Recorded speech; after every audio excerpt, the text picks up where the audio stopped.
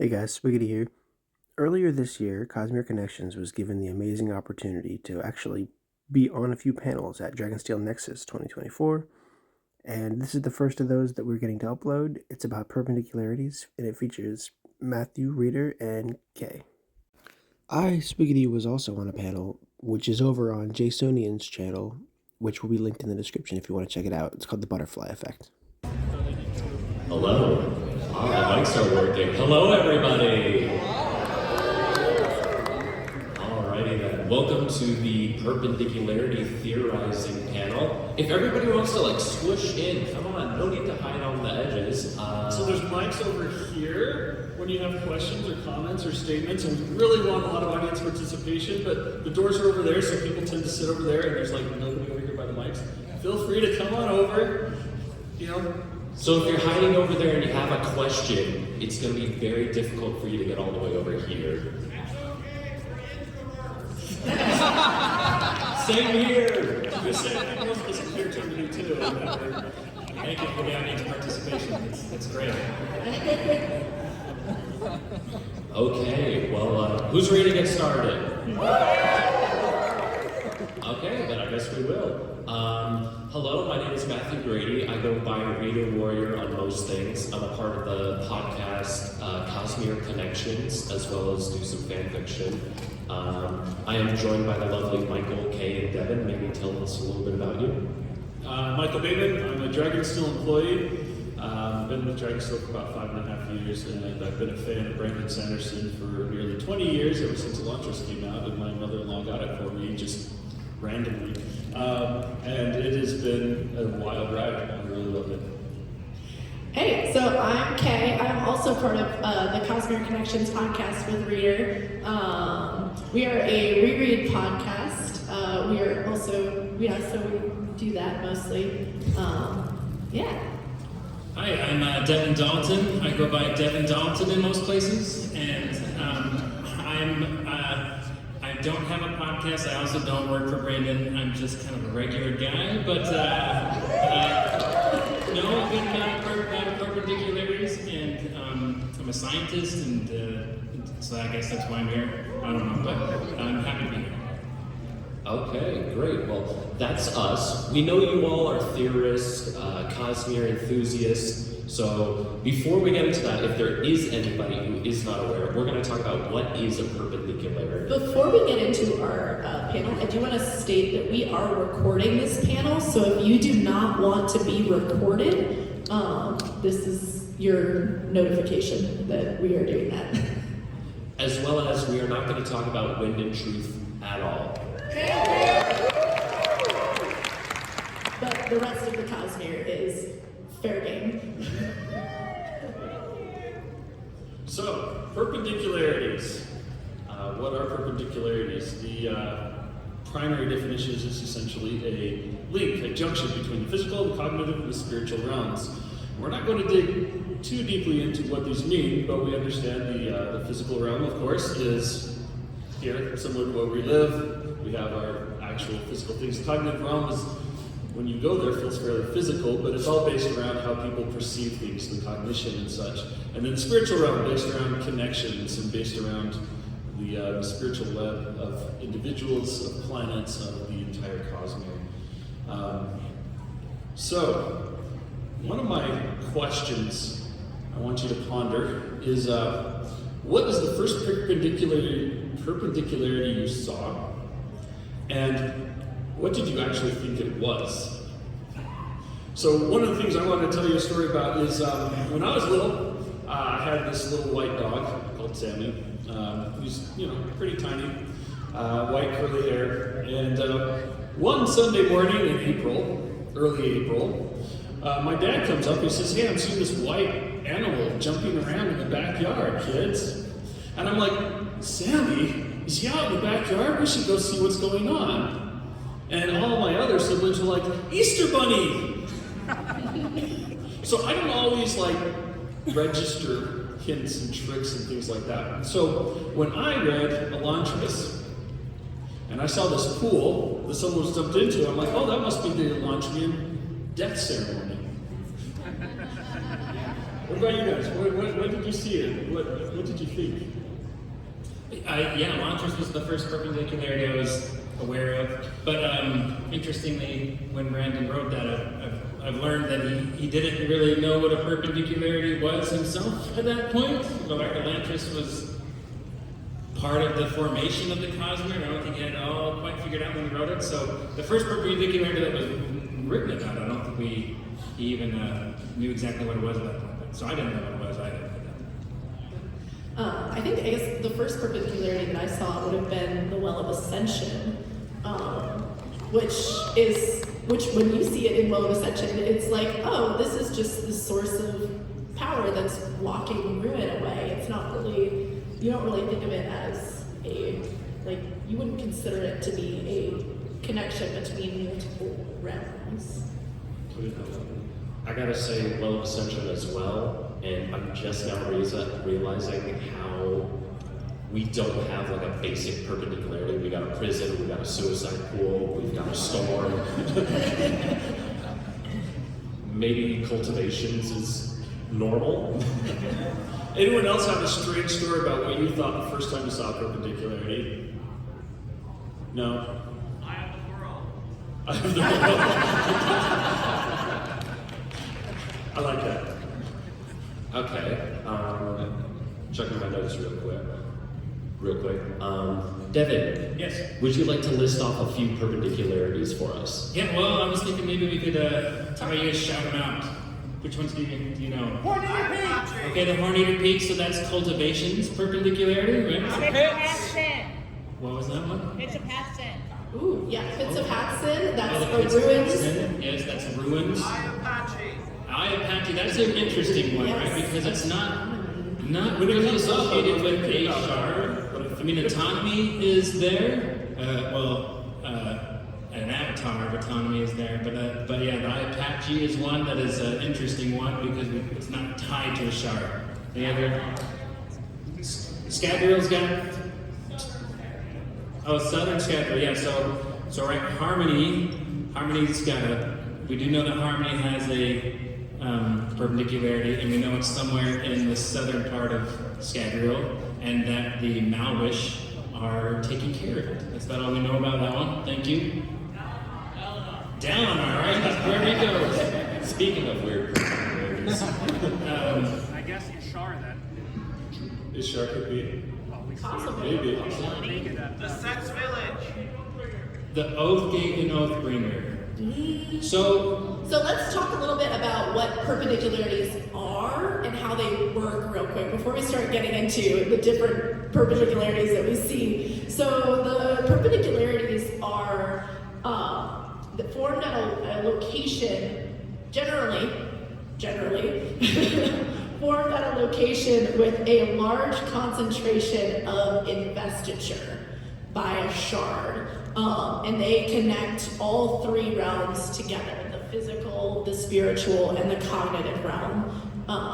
So they allow people to travel between the realms, and this is how, where we are right now in the Cosmere, this is how world hoppers travel between realms.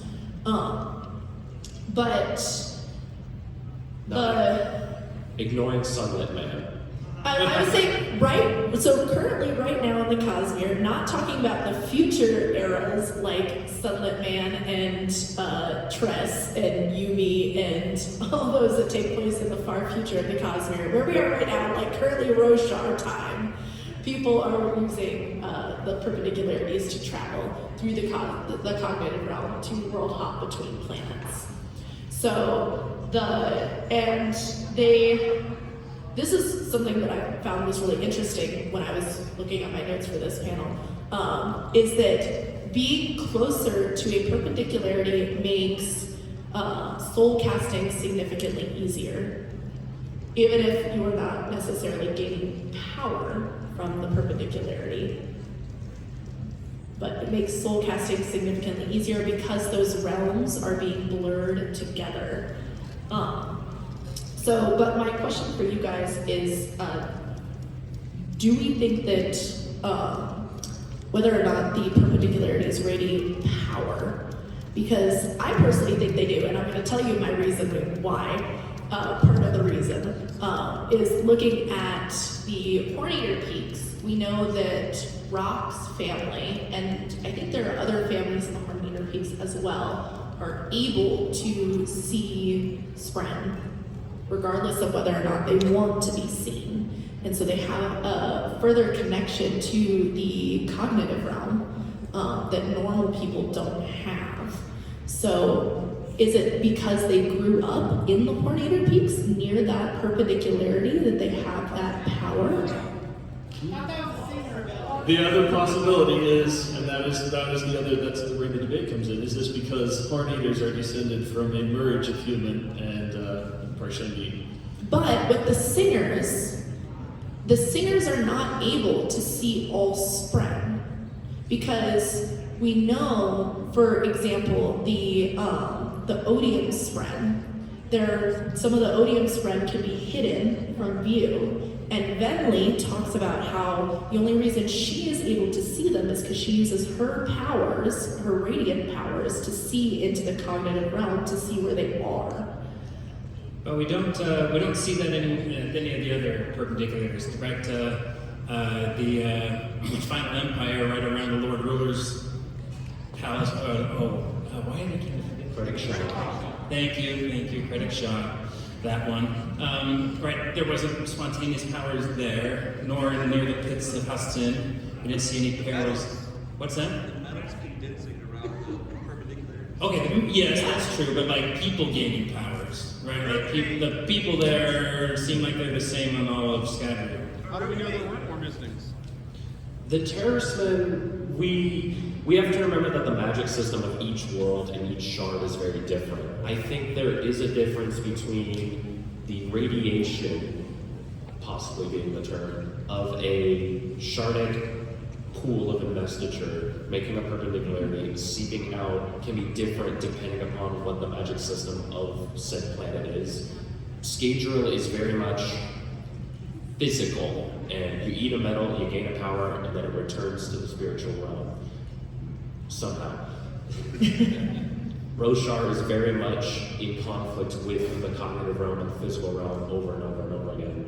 Not in conflict, but in a slightly merged state. So I think that the radiation that may be coming, that if there is a radiation, that radiation that may be coming in the Scadrian pools, maybe it's more so of if a metal is nearby and over time it'll suck up more power into that metal, the metal will suck up more power into it. So if you have like a metal near the pool for 1,000 years versus a metal deep. I don't agree with that. I'm going to say that right now. If you guys want to come to the mic, if you had a question or not, come make a comment. So, in Scadrian history for thousands of years,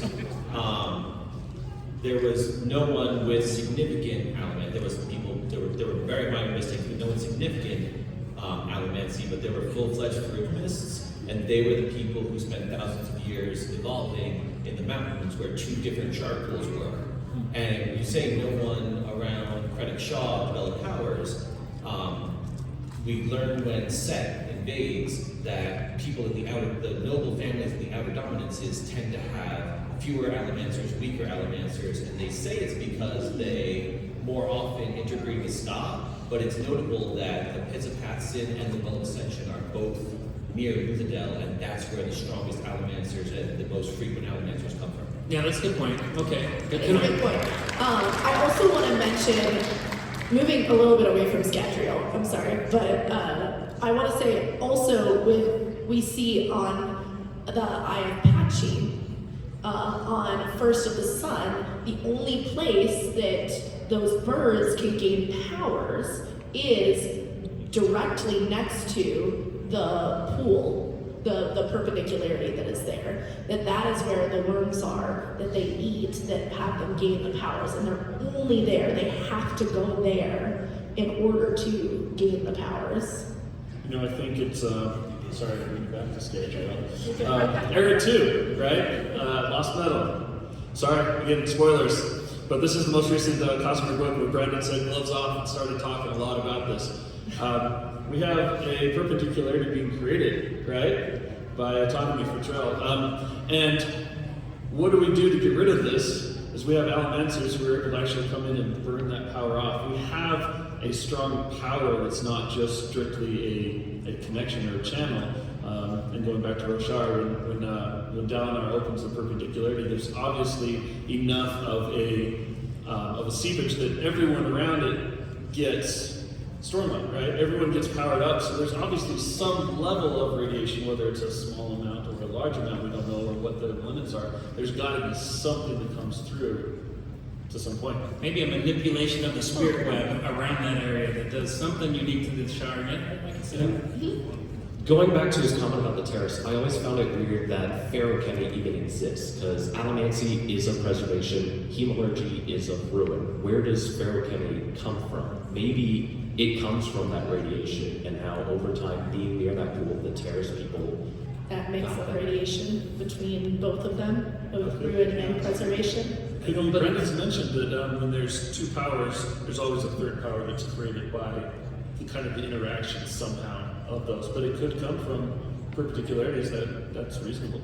See, my trick is I throw out as many theories as possible. So I'd love to hear whatever some of our people here are thinking and wanting to say. Well, you already brought up Honor's perpendicularity, like granting stormlight, and I think if you look at it through the lens of it brings the spiritual realm, cognitive realm, physical realm together, and the power comes from the spiritual realm, there's an argument to be made that the spiritual realm is like inherent in giving those powers, which can be an argument for the other ones. But you already said that. Yeah. And bringing to the perpendicularity that you said was in the very first book, the closer to Elantris you are, Yeah. the more likely to become an Elantrian. I stand You're corrected. You're You're right. And again, going back to Hospital, Shay talks about how when she stamps herself, her family moved to Elantris. Not she was born in Elantris. Her family moved to that area, and so she ended up becoming an Elantrian. That is a good point. that would solve the annoyance of the whole Elantrian Aeon doing like 500 things if it were the pool kind of scooping that up. Yeah. I just wanted to bring up that I'm pretty sure that rock cannot see all spren by default. I'm pretty sure that like odiums, void spren, maybe corrupted spren, and I believe some regular spren, he can't necessarily see them. It's just that unless they are deliberately hiding from him, if they're just generally out of sight, then he can see them. I think That's a good point. I mean, Aaron hung out a lot with Bridge 4, and he never saw Bliss necessarily. At least we don't see that on screen. Yeah. So I just wanted to bring that up. I still hold the Singer theory, but that's neither here nor there. It could be the fact. Shoot, where was I going with that? Well, yeah, let's, any other, on this topic, then we can maybe move on to some other. Yeah, I mean, talking about rocks and war, he specifically mentioned that the waters of life, as they call it, is what gives him the powers, right? He mentions there's something in birthright, right? If he has that, then because one of his parents had it, and I think Cord has it as well. I don't know if his other kids have it. I'm pretty sure that Cord has it. I could be mistaken about that. Yeah, I think it's only cord. Okay. But they also mentioned that the waters of life, which we're pretty certain is cultivation of perpendicularity, has something to do with that. Whether they have to actually go there, if they have this birthright to like fully get the power, or if it's just they know the proximities will cause it that, we don't know. Maybe we'll find out if Gavin actually writes for me. But the other thing I wanted to actually bring up, completely different topic, is we see liquid perpendicularities. We know that investiture, God investiture can be gaseous or liquid or physical or maybe plasma. We've never seen that. But we see gaseous and liquid ones, right? Like the natural pools are liquid, but when they, like for example, Dalton makes one, it seems like a gaseous column that they can go into and out of. I just wanted to bring up the possibility of asking if you think it's a possibility, besides pseudo versions we have in both gates, that kind of thing. If like a physical, maybe metal perpendicularity could exist. The pits of Paxton. Well, yeah, but like it is a little different with the ATM, pseudo ATM that's in the. That retcon does make things difficult, doesn't it? Yeah, I know, but like that's kind of what complicates that situation, right? But even then, with the pits of Hadson, it's like with little crystals. But if it was if you guys think that if the pits of Hadson was instead one large thing of EV or Swiggity or whatever, if you could physically go into the cognitive experience world through that, or if it's like, oh, it's physical, so you can't. Well, so you can go through the pits of Hadson as a perpendicularity. Boy, it did, Yeah, right? like, because Yes. as mentioned, seeing history, isn't it? Yeah, but it's more dangerous to go through that one versus. It was better until Kelsier destroyed it, right? And Hoyt was all ticked off at Kelsier for doing that, and now we had to go through preservations instead, and that was a much bigger pain. Yeah. I like this theory though. Different types of perpendicularities and where they might they be. What are some perpendicularities that we know have to exist? And what might they be like and where might they be located? So the question that I would say in endowment, I was about to bring her up, thank you, I started something saying, is that where do we think the perpendicularity is on Nothus for endowment? The Tears of Egley? Ooh. Radiation. The So bright flowers could be a perpendicularity, or do you think the flowers are from a perpendicularity? They are, yes, yeah, that's Yeah. I would say that. Okay, Susebron, and as well as the comment about Dalinar, that brings us to a great point we had in our notes. What is the difference between perpendicularity, the pool, an object, and the person? Because we see that some people can act themselves as a perpendicularity. Dalinar, Yasna. So I would argue that Yasna cannot act as a perpendicularity because she cannot access the spiritual realm. So- she can access the cognitive realm. So there's actually I'll have to look it up, but so it does say that else calling is like creating mini perpendicularities, but I think there's difference between little p perpendicularities like that and big P perpendicularities. So I think Dalinar's is different because he is actually opening up honors perpendicularity, right? Something that is associated with one of the shards. So we know there's generally speaking one associated with each shard, so we can kind of assume that, although some of them are a little bit wonky and some are dead, like the Threnody doesn't have a stable perpendicularity, but does have an unstable set of perpendicularities, and we think that's related to the dead shard there that's there. So yeah, I don't know if that answers your question. Kind of does. I mean, it's a theorizing element. Do we have thoughts down here? Real quick, going back to the initial point about Spren and around cultivation's perpendicularity, I'd be interested to hear your thoughts on whether the intent of a shard may influence the sort of radiation effects around it. Because we see in the Horneater Peaks around cultivation's perpendicularity, it becomes this hospitable place where they can actually grow food and it's green instead of, high up in the mountains, nothing can really grow. So. Yeah, 100%. I definitely think that the intent of the shard affects the perpendicularity because, as we know, intent is everything in the Cosmere within terms of magic, is that you have to have the correct intent for everything. So I think the shard's intent would also affect that because we know that in order to create a shard can purposefully create a perpendicularity with their intent, as we see with autonomy creating the perpendicularity on Scadrial. That there was that intent, that purpose that she was creating that perpendicularity. Really quickly, can somebody remind me of the timeline? Does Ruin being trapped and captured predate the terrorist people, really? We don't know. Could it be that preservation had to make the pool to trap him, to keep him in a state of preservation, captured, and then the terrorist people came into existence? Because metaphorically, that is what the cage does. It keeps him preserved. Right.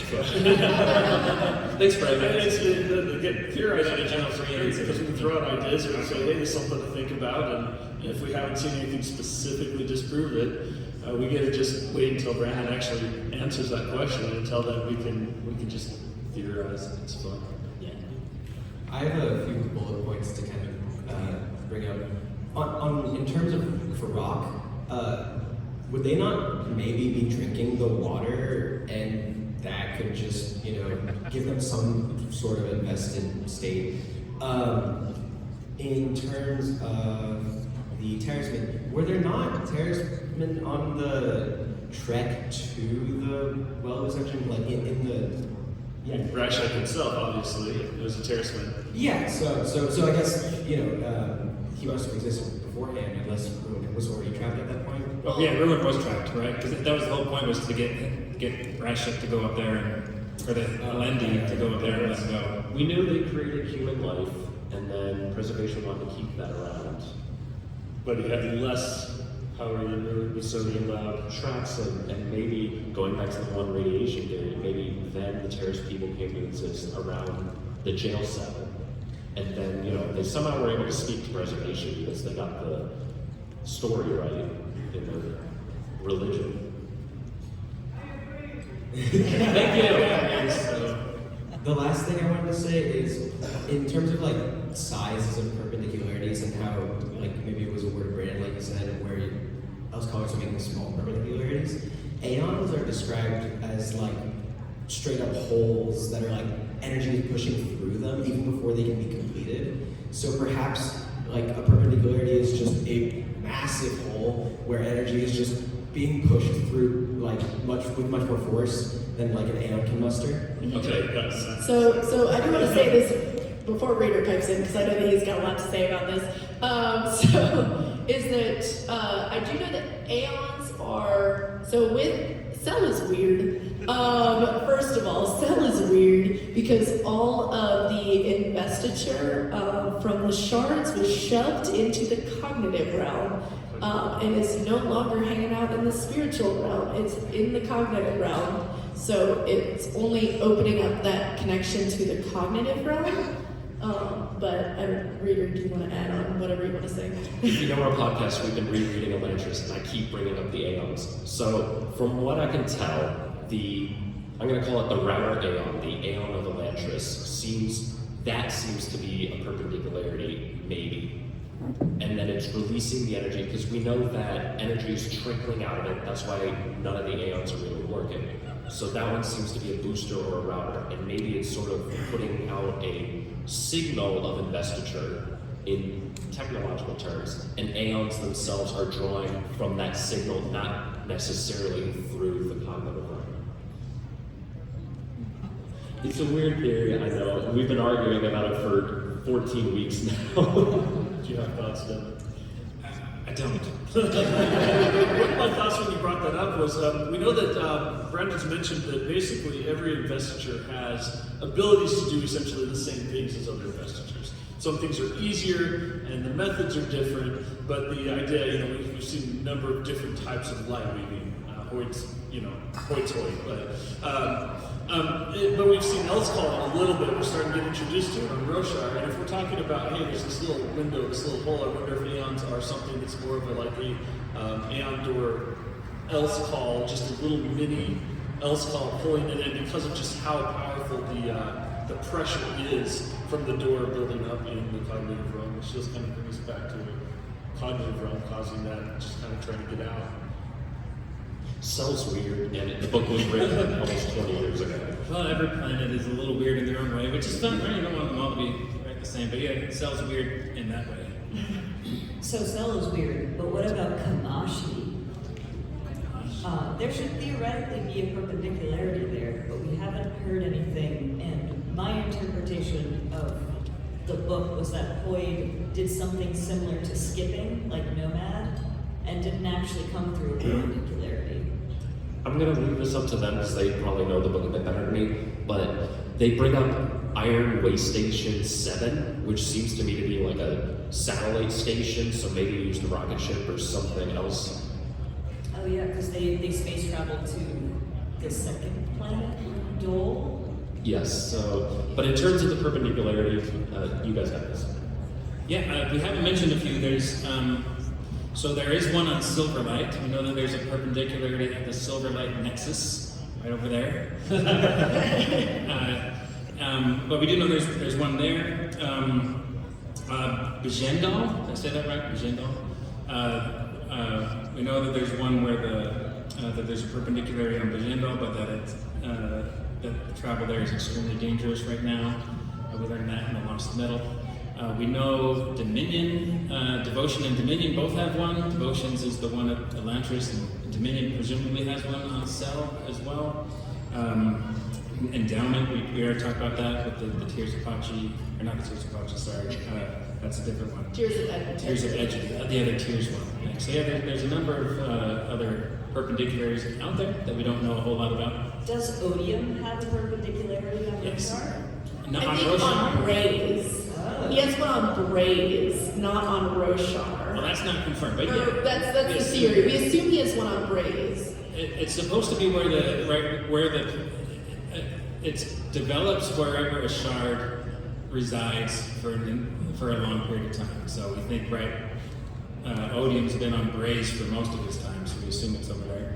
Because my other thought was that the Everstorm could potentially be a perpendicularity for Odium. That's just it. I have read that theory. Yeah, there was a couple word Brandons on that as well, and I can't remember them now. I'm sorry. Also, about your comment on Komashi, I don't think there's a perpendicularity on Komashi. I think mostly because I don't think there's a shard necessarily on Komashi, or we haven't Well, heard there's about not a shard any longer. Yeah. A number of places where there's still perpendicularities. There was all the time. It wasn't self-centered. Virtuosity. I think it might just be the book did not need that in it. And if Brandon ever returns to Kumashi, maybe we'll get a bit more of it. But There's got to be something in the middle of the planet to cause that interaction between or on the sun, maybe the sun itself. Like there's, if we're talking about perpendicularities giving off a little bit of radiation, this seems to be massive radiation, like taken to an extreme. Is that why, or is it something entirely different? do we know where the point? How is it pronounced? Eon. Thank you. Do we know where they start? I'm confusing my worlds. That's my problem. Short answer. I'm thinking Canticle, not Kamashi. I apologize. Maybe just two little. That's my problem. Brightly colored sticks are sticking out of a pool somewhere, and that's where all of them. I think it's the machine. Yeah, I keep saying the machine. Oh yeah, you're right. I think they come from the machine. But is the machine getting powered by perpendicularities? No, the machine is getting power from the souls. That it's Spirits. the spirits. Okay, next questioner. I was also going to ask about Odium, so that kind of asked one. And a lot of this goes in my head, so maybe this is a stupid question. I don't know. Did Odium travel to Roshar with this perpendicularity, or did they have spaceships? Shards seem to have some magical way of moving around because we know he moves through space because he attacks Ambition. So I think he moves through the spiritual / cognitive realms because of the fact that the shards mostly reside in the spiritual realm for the most part. And we know that in the spiritual realm, time and space is kind of like blended together a little bit. We'll avoid any phrases okay. that might explain that from other science fiction. Yeah. the time and space are kind of blended together in a way that it is significantly easier to move around, so he would move through the spiritual realm. Well, we do have, again, a word Brandon that talks about that around the perpendicularity space-time is increased. So it says it's not noticeable, but that there is, he has said that there are other things in the Cosmere that have so much investiture that they would create time dilation up to he says in this word, if I remember right, it's something like 10,000 years to a second, right? Which is pretty crazy amount of time dilation and other science fiction-y sort of compression of space-time and gravitation and all that kind of stuff. But right, when he talks about mass energy being the same thing, mass energy and investiture being the same thing, right? This is a pool of that, and so it does create those sort of ripples. Also with it, Odium didn't have another perpendicularity prior to being on Braze because he wasn't on another planet long enough to have created a perpendicularity because he was kind of running around. We don't know how long he was on, Ashen before he became the human's god, if you will, and moved from Ashen to. But I mean, like within the Rosharan system, he wasn't. Before the Rosharan system, he wasn't on another planet necessarily long enough in order to create a perpendicularity somewhere else. In another system. In another system, yes. Can somebody do me a favor and using one of the maps of the entire Cosmere, the star maps, can just plot out Ruin's path? Oh yeah, that's been done. That has been done? Yeah. Does it show a linear pattern? Does it Looney Tunes style do loops back? Okay, if anybody can show me that afterwards, that would be great. I think he first went and killed Devotion and Dominion. I think he was a little bit scared of Ambition, and then he went after Ambition, but that one left him weakened, if I remember right. I've always wondered if he's heading towards something. Is he attacking a specific pattern? So he was going after Ambition, and he stumbled upon Devotion and Dominion on his way to try to find Ambition and killed Devotion and Dominion. Side quest. Then side quest. And then went after Ambition, killed Ambition. Somehow it sounded like there was possibly another shard involved with that. Yeah, Mercy was also involved in that somehow. We don't know about that. What's going on there? So then does and then he went to Roshar to go after, I think, Honor. Does he somehow affect the perpendicularities there as he's killing these gods off? Does anything change about the perpendicularity? Does he destroy the stability? Does he? Ambition, right? We don't know a whole lot about Threnody other than it's super creepy. And the perpendicularity there is unstable, and I think that's because Ambition's dead, but still there, kind of, or something along those lines. Well, comparison, again, we don't have a good comparison of what a normal perpendicularity looks like. Cultivations, we believe, is in the Hornian Peaks, and it's just a pool, whilst Honor is dead. He lives on in the hearts of men. And the Stormfather seems to be in charge of this perpendicularity, right? Because it's in the high storm. Or in the storms. It's not in the high storm. No, it's not in the high storm. Nope. Okay, I haven't read the first couple books in a while. Yay, Wind and Truth. But we don't have a good comparison of what a normal one looks like, what one looks like with a living shard, what one looks like with a dead shard, So we what do. looks like with a splinter. We do know that the pool in Elantris, at least that one seems fairly stable, even though Devotion is dead. Sure. That one is fairly stable, unlike the one for Ambition, which is not stable at all. I would like to speculate on one more. Yes, please. We know that Tal'Dain is currently inaccessible, and we know Bateman moves her perpendicularly around. There's a bunch of investigators that come straight from the sun. Do we think that First of the sun. It's just perpendicularity is in the center of the ice People rock? step through and just go, ah! Maybe. I have no offense. What would the sun is a very noticeable object that is thought about a lot. There's got to be something in the cognitive realm that makes it clear what's there. It's not a normal sun. True, maybe it is enter ye who dare, and nobody really does. So this is kind of continuing on what we were previously talking about with the effect of dead or splinter or shattered shards. You guys, I guess, kind of seem to be in my same bucket of being confused because on Cell you have shattered shards that have seemingly working perpendicularities, then in Gravity you don't. Honors, just all this weird stuff. So maybe if obviously we don't have an actual answer, but what are your best guesses as to why there are these inconsistencies in how certain statuses of a shard aren't always sort of manifesting in it either being a completely non-working perpendicularity, an unstable one, etc. I think so. Also with the Threnody, I just was remembering this because I think that Sanderson has stated that Ambition was not necessarily on the planet Threnody, is that just happened to be where they clashed. And it is not where Ambition died, though. Ambition, I think, was killed somewhere else.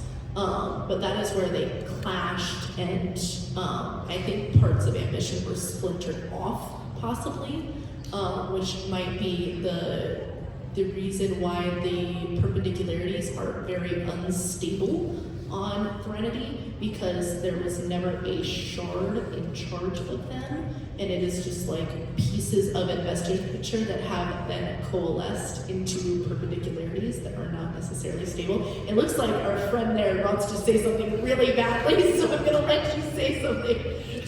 So about ambition, I could be wrong. I believe ambition was on Threnody, and then they fought very briefly there, and then moved outwards into external space where they had the major clash that wounded Odium and killed ambition. With Mercy. With Mercy somehow. Yes. Also, another note, I want to go back. I believe we mentioned Aeons potentially being perpendicularities. Another note would be, Brandon's described the way metals work, is when they're burned, it acts like a key to the spiritual realm that then guides the investiture how to behave. So it could also potentially be argued that that's sort of like a miniature perpendicularity-esque behavior. All investitures are. And we also have when it was mentioned the Else Callers, I believe the word they used is vergences between the realms of seems to be sort of like weak points where it's already, I would assume, closer to a perpendicularity than standard space, and she's sort of able, Else Callers in general, are sort of able to hijack those vergences into slipping between where things are already a little closer, I think was how that was implied to work. But yeah. Sorry. No, go ahead. To your second point about investiture returning to spiritual realm, all investiture seems to have metals burning, light leaking out of gemstones. There seems to be this sort of energy dispersal that all investiture seems to have. I don't think we would classify it as a perpendicularity because we don't know, is it immediately going to the spiritual realm? Is it just dispersing and then maybe ends up in the spiritual realm? I would argue that it's not a perpendicularity, because if we're going to start saying that the metals are perpendicularities, then we're going to have to say that every type of investiture is perpendicularities, and they're not. Everything that takes you to the spiritual realm. Brandon did actually mention something in the spoiler Q&A on Friday, that the investiture leaks out of gemstones straight into the spiritual realm. So if you put a sphere in an aluminum box, it eventually makes its way, it will leak directly into the spiritual realm. I thought that was more so about aluminum, not so much about how the investiture works. I think the idea is that the investiture, regardless, just leaks back. It can't be contained. It makes its way back to the spiritual realm no matter what. Unless you trap it in the spiritual realm. We are getting close on time here. I think we have enough time for one, maybe two if we're fast. I do not want to be the last one. Thank you for letting me theorize more about seals. That's been great thinking about many perpendicularities, and I've also been thinking through this discussion about how the power is locked in the cognitive realm on Settle. But do we think the fact that they're able to think of seals as little access to the perpendicularity, is that why they're able to work off-world so well? Because we've seen them used off-world. I think I kind of like the previous commenter talking about kind of the what was the word he used to give Else Callers? The vergences, yeah. So if Seons are essentially mobile vergence and the power is able to get out through them, maybe I think I like that idea personally a little bit more than being a perpendicularity. And I can't wait to see Whimsy's perpendicularity. It's actually Wonderland. It's analysis in Wonderland. Seons are also weird because they continue to have work at their full capability even when the Aeon stops working. So I think we theorize that maybe there's a bit of them that works as a perpendicularity, or maybe there's a special bit of devotion in them. That could be a good reason why, is that they're walking tiny little pinprick perpendicularities. Last question, if Yeah, so you guys talked about how there's, you can kind of do one thing with one metric system and something similar with a different metric system. It's kind of either easier or harder. I'm wondering if you guys what is your best theory on if a misborn can burn a certain metal to do a perpendicularity like a bond Smith could, and which god metal do you think that would be? I think it would have to be a god metal, not just a regular metal, if it were possible. I don't know that I could think of I don't know if it would be possible to do that. Mostly because of the fact that I don't think the metals hold enough investiture to be able to do that. What are you saying, a god metal? But even the god metals, I don't feel like would necessarily. Yeah, I don't know. That's a good question. I don't think I have a great answer. All of our movie. Alloy all 16. Okay. Adenosium. Adenosium. Adium. Okay. Real quick. I have a question. So, do you guys think the ninth one could become a Yes, Yes. he can 100%. That is stated that he can, in fact, close a perpendicularity. Great question. So you could take him into like the Everstorm, maybe delete it? If the Everstorm has a perpendicularity, maybe, but I don't. The Everstorm is weird, so I don't know if it would necessarily work. Because we do know that perpendicularities can be closed by taking the investiture and using it, and that is what Nightblood does. Is he takes investiture and he consumes it. So yes, he can close perpendicularities. I'm afraid that's going to be our last question. I'm sorry. Because I'm already seeing people come in. Devin, you said you're a normal person. Is there anything you want to shout out just about things you do or? Oh, I'm a normal. Yeah. Sure. Yeah. I'm an engineer. I live in Germany, and we love it. I've got 5 kids. We have a blast out there. They're all really sad that I get to come here and they're not here. And I'm sad too. I'd love to have them here. So yeah, thanks. Thanks for having me. Reader and I are both on Cosmere Connections, reread podcast. Please check us out. We will be going through our live reactions as we read through Wind and Truth. We're doing it 2 days at a time. So it's going to be 5 episodes of us just going through and talking through our reactions as we were reading through it without knowing what's going to happen next. So if you want to check it out, join us. It'll be a fun time. Thanks everyone for coming, not just to this. Thank you guys. Yeah, thank you so much to everybody. Honestly, keep theorizing, throw out ideas, even ridiculous ones you don't know for certain, ones that maybe have already been answered. Brandon has changed his mind, maybe there's a new nuance. Theorize. Have fun.